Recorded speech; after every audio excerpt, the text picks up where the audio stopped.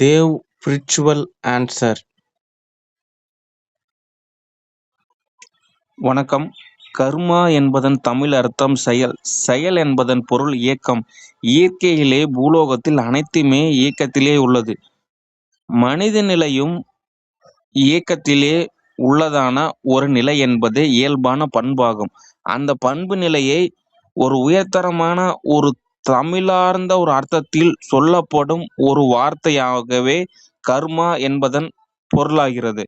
கர்மா என்பதனை அந்த செயல் என்பதனை கர்மயோகம், பக்தி யோகம், ஞான யோகம், கிரியா யோகம் என்றும் கூறுவர்.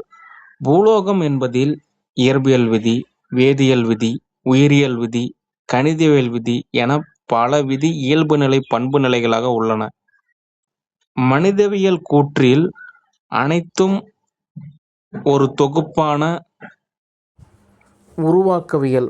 மனித நிலையிலான செயல் என்பதில்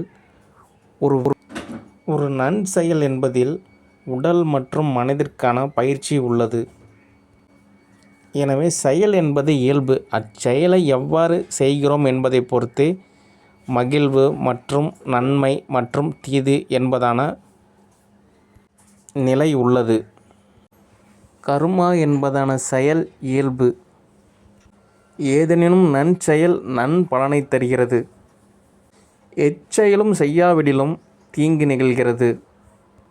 எனவே நன்செயல் நல்வாழ்விற்கான அடையாளம்.